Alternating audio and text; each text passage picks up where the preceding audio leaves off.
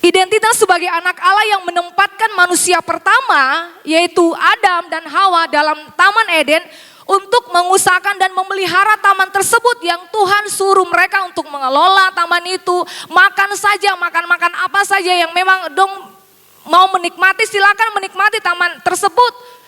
Tapi karena ketidaktaatan, melawan perintah Allah, pemberontakan mereka kepada Allah, makanya mereka hilang lenyap, saudara. Mereka keluar dari namanya Taman Eden, mereka keluar dari yang namanya Taman Berkat, mereka keluar dari namanya Taman Sukacita. Yang tinggal yaitu satu, ketakutan. Waktu Allah mencari mereka, apa yang terjadi? Mereka bersembunyi.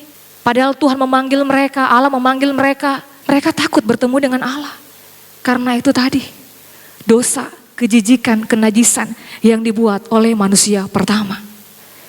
Jadi saudara yang dikasihi oleh Tuhan, iblis berusaha untuk mendakwa. Sekali lagi, iblis berusaha untuk mendakwa seseorang berkenaan dengan dosa dan kelemahannya, masa lalunya, dan juga tentang beratnya masalah yang terjadi dalam hidup ini. Jadi iblis mencuri identitas manusia yang sebenarnya manusia itu sempurna, berharga, mulia dan lain sebagainya. Tapi dicuri oleh iblis karena itu tadi dia. Manusia jatuh ke dalam dosa, membuat kehidupan manusia tercemar. Identitas mereka sebagai anak Tuhan itu hilang lenyap. Nah saudara dikasih oleh Tuhan, kita akan belajar malam hari ini bersama-sama. Ada 3 hal sehingga iblis tidak bisa mencuri identitas kita sebagai orang benar. Ada 3 hal sehingga iblis tidak bisa mencuri identitas kita sebagai orang benar, orang percaya, orang yang hidup dalam kebenaran. Yang pertama saya tulis di sini, saya taruh di sini, yaitu deklarasi bahwa kita tidak lagi diperhamba oleh apa yang berasal dari dunia. Ayatnya yang ke-15 dikatakan begini, sebab kamu tidak menerima roh perbudakan yang membuat kamu menjadi takut lagi. Tetapi kamu telah menerima roh yang menjadikan kamu anak Allah. Oleh roh itu kita berseru, ya Aba, ya Bapa. Saudara dikasih oleh Tuhan, kita tahu bersama bahwa Paulus sangat mengasihi orang-orang yang ada di Roma. Makanya Paulus menulis suratnya kepada orang-orang di Roma dengan satu tujuan supaya hidup mereka diubahkan oleh Tuhan. Saudara tahu Roma ini adalah kota yang dimana orang-orang yang hebat ada di situ. Kota metropolitan. Orang-orang yang berdagang di situ, hidup kemewahan ada di tempat itu.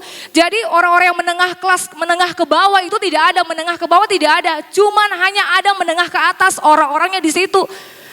Jadi semua pusat perdagangan dari kota-kota, daerah-daerah, pelosok-pelosok, semuanya pusatnya ada di Roma. Perdagangannya, industrinya, semuanya dipuji-puji, artinya orang-orang hebat ada di tempat itu, saudara. Nah, saudara tahu mengapa sampai Paulus harus menulis surat kepada orang-orang yang ada di Roma? Karena dong butuh diselamatkan. Karena pada saat itu mereka diperbudak. Mereka diperbudak, saudara. Dengan apa? Pada saat itu mereka punya kepercayaan yaitu patung. Mereka punya kepercayaan yaitu memeluk agama Katolik Roma pada saat itu. Jadi memang pada saat itu mereka lagi sementara menyembah berhala, menyembah patung dan lain sebagainya. Makanya Paulus sangat antusias untuk menyampaikan kabar Allah, kabar keselamatan untuk orang-orang di Roma pada saat itu. Jadi pusat dari semua hal itu ada di kota Roma. Dengan keadaan kota yang seperti ini, maka Paulus dengan segera menulis surat kepada jemaat Roma supaya hidup mereka berpadanan dengan Injil. Jadi saudara dikasih oleh Tuhan. Kebenaran yang pertama, poin yang pertama mengajarkan kepada kita bahwa kita harus deklarasi bahwa kita tidak lagi diperhamba oleh apa yang berasal dari dunia. Yang percaya katakan amin. Diperbudak oleh hal-hal dari dunia. Ketika kita mengerti identitas kita sebagai anak Allah, maka kita tidak lagi akan diperhamba oleh apa yang berasal dari dunia. Sebelum kita diangkat oleh anak Tuhan, kita dibawa dalam perbudakan. Rasa takut, rasa cemas, ini budak saudara. Amin, saya percaya kita tidak ada di sini. Roh ketakutan ini budak yang menakut-nakuti Anda. Ini iblis, saya mau kasih tahu. Iblis itu membunuh, mencuri dan membinasakan. Jadi sebelum kita diangkat anak oleh Tuhan, kita dibawa perbudakan, rasa takut, rasa malu, tidak layak mengasihani diri sendiri, diperbudak oleh tradisi, adat istiadat. self-pity, mengasihani diri sendiri, menangis. Iblis menaruhkan roh perbudakan ini di dalam orang yang tidak mengenal identitasnya sebagai anak-anak Bapa di sorga. Saya percaya kita kenal identitas kita, amin.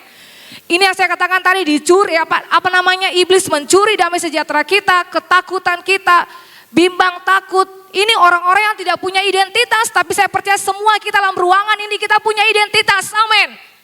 Sebagai anak-anak Allah. Makanya saya katakan kita deklarasi bahwa saya tidak lagi diperbudak oleh dunia. Apa saja saudara, pergaulan kita yang salah, perkataan kita yang salah, hidup kita yang tidak benar di hadapan Tuhan itu diperbudak, diperhamba oleh dunia. Kita anak-anak yang dikasih oleh Allah, hidup dalam kerajaan, anak-anak istana seperti apa yang disampaikan oleh Bapak Gembala. Berarti kita hidup seperti anak-anak di istana raja. Dosa mengakibatkan manusia kehilangan kemuliaan Allah, diganti dengan kuk perbudakan.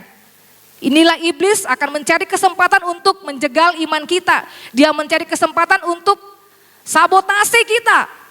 Salah satu senjatanya membuat kita takut, apa-apa sedikit takut, apa-apa sedikit takut. Saudara, kita diperbudak oleh roh ketakutan. Ketika tidak berdiri di atas identitas kita, maka kita akan mudah dibuat keropos di dalam hal tersebut. Sebaliknya, ketika berdiri di dalam identitas, dengan pasti tantangan akan ditaklukkan, saudara. Karena Anda bukan lagi diperbudak, tapi kita dapat menaklukkan semua dosa yang datang dalam kehidupan kita. Makanya saya katakan kebenaran yang pertama, deklarasi. Perkataan itu penting, saudara. Anda punya kuasa perkataan yang dimana Tuhan akan menolong Anda untuk bisa melakukan hal-hal yang baik, terobosan-terobosan yang luar biasa dalam kehidupan Anda. Ketika Anda tidak lagi diperbudak oleh dunia. Keyakinan akan identitasnya yaitu Gideon membuat Gideon menaklukkan ribuan musuh yang sudah bertahun-tahun menjajahnya hanya dengan 300 orang pasukan. Kalau kita bisa lihat di Hakim-Hakim 7 ayat yang ke-20 sampai yang ke-22. Demikianlah ketiga pasukan itu bersama-sama meniup sangkakala dan memecahkan buyung dengan memegang obor di tangan kirinya dan sangkakala di tangan kanannya untuk ditiup serta berseru, pedang demi Tuhan dan demi Gideon. Sementara itu tinggallah mereka berdiri masing-masing di tempatnya sekeliling perkemahan itu. Tetapi seluruh tentara musuh menjadi kacau balau, berteriak-teriak dan melarikan diri. Sedang ke-300 orang itu meniup sangkakala.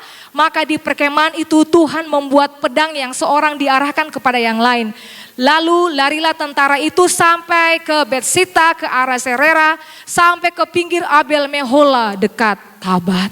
Nah saudara, karena dia tahu bahwa Gideon engkau adalah seorang pahlawan, ia sama dengan Anda.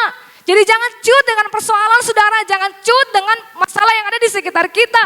Anda itu pahlawan yang gagah perkasa. Hal yang sama Tuhan kerjakan buat Gideon, hal yang sama juga terjadi atas kehidupan kita. Yes, saya pahlawan.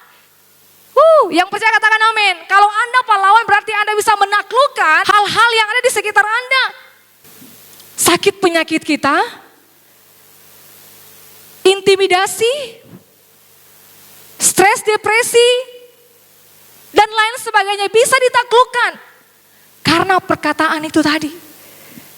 Anda adalah gagah perkasa, pahlawan yang hebat, pahlawan yang luar biasa. Iblis lalu berusaha untuk apa? Memperoleh cara yang tepat untuk mencuri, membunuh dan membinasakan kita. Sehingga orang tersebut tidak bisa masuk ke dalam kerajaan Allah. Dia membunuh karakter kita. Dia membunuh potensi kita. Dia membunuh pengetahuan kita. Deklarasi bahwa kita tidak lagi diperhamba oleh apa yang berasal dari dunia. Yang kedua, dengan cepat yang kedua, Roh Kudus memberikan identitas yang baru. Roma 8 ayat yang ke-15. Sebab kamu tidak lagi menerima roh perbudakan yang membuat kamu menjadi takut lagi. Tetapi kamu telah menerima roh yang menjadikan kamu anak Allah. Oleh roh itu kita berseru ya Aba, ya Bapa. Menciptakan kita dengan sungguh luar biasa. Ia menjadikan kita serupa dengan gambarannya. Serupa dengan tubuhnya dengan karyanya. Tuhan berkarya dalam setiap pertumbuhan kita, ya. Jadi Tuhan Allah terlibat secara aktif dan kreatif dalam perkembangan hidup manusia.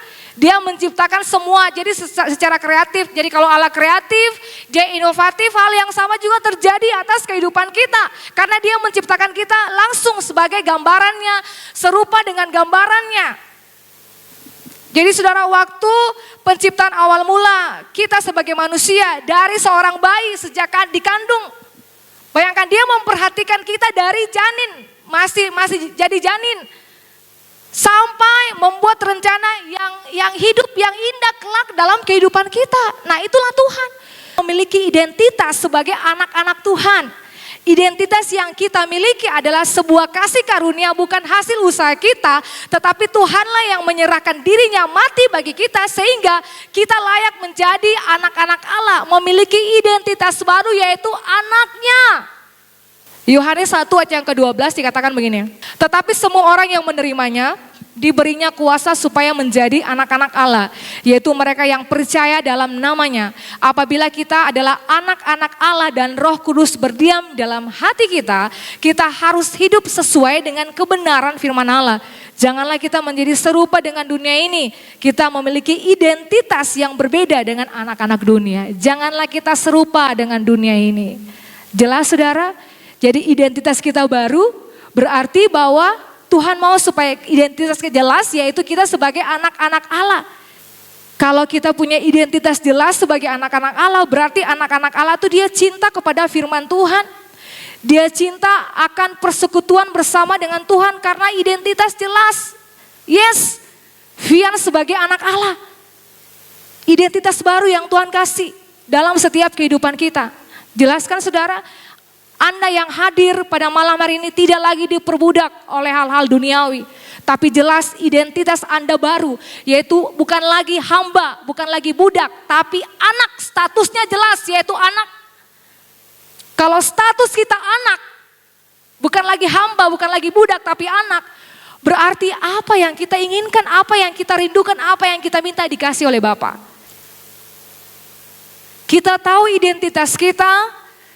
Saya anak kerajaan, saya orang-orang yang eksklusif, saya ada di tempat-tempat terhormat, saya punya masa depan yang cemerlang, saya akan menduduki posisi-posisi tertinggi dalam pemerintahan di kota ini, dalam kantor-kantor swasta di kota ini, karena satu saya jelas, identitas saya jelas, yaitu anak Allah.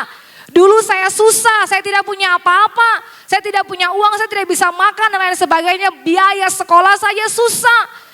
Tapi saya tahu sekarang status saya jelas, identitas saya jelas. Dengan hal seperti ini saudara, kita adalah salah satu orang yang berkemenangan dalam Tuhan. Waktu masalah datang, tetap happy, bahagia, sukacita, ketawa setiap hari. Status saya jelas. Kita anak Allah, anak yang dikasih oleh Bapa. Luar biasa saudara.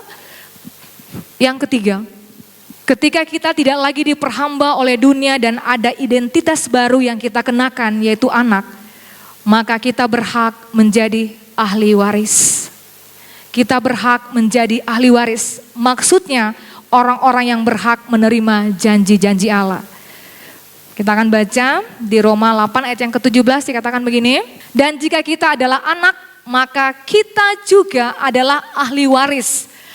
Maksudnya orang-orang yang berhak menerima janji-janji Allah yang akan menerimanya bersama-sama dengan Kristus.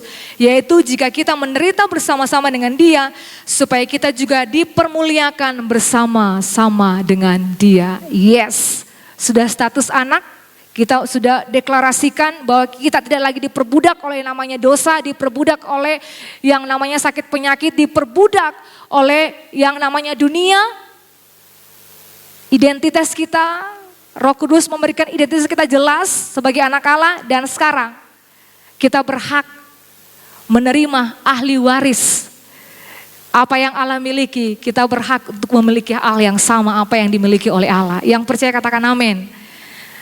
Jadi saudara, apa yang muncul di benak Anda ketika mendengar kata warisan?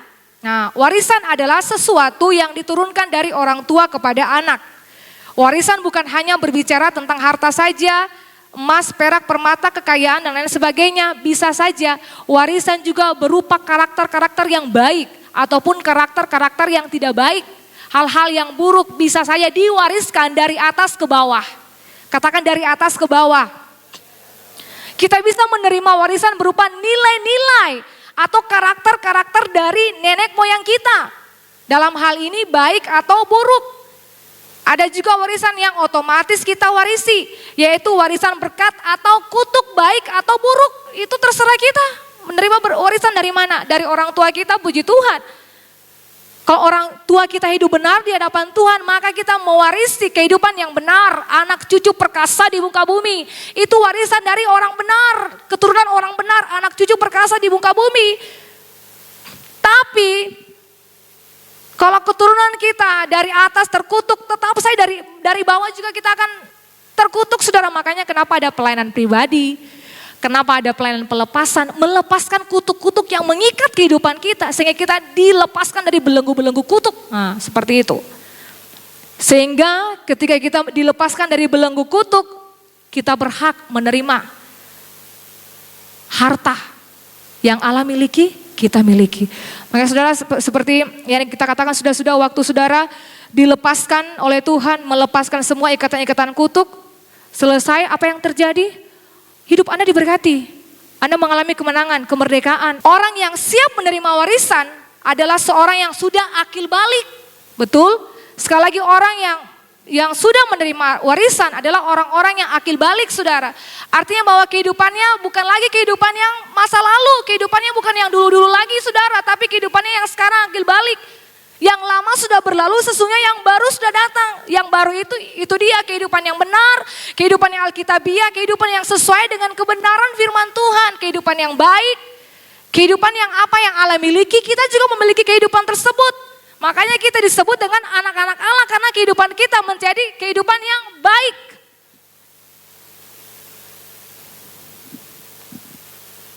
Saudara, orang-orang eksklusif yang ada di Roma ketika dipulihkan oleh pemberitaan Injil yang disampaikan oleh Paulus melalui suratnya, yang tadinya diperbudak oleh tradisi, takut melepaskan kepercayaan agama mereka, yaitu Katolik Roma yang mereka menyembah patung. Sekarang mereka memahami identitas mereka bahwa mereka adalah anak-anak Allah yang berhak menerima janji-janji Allah dalam kehidupan orang Roma tersebut.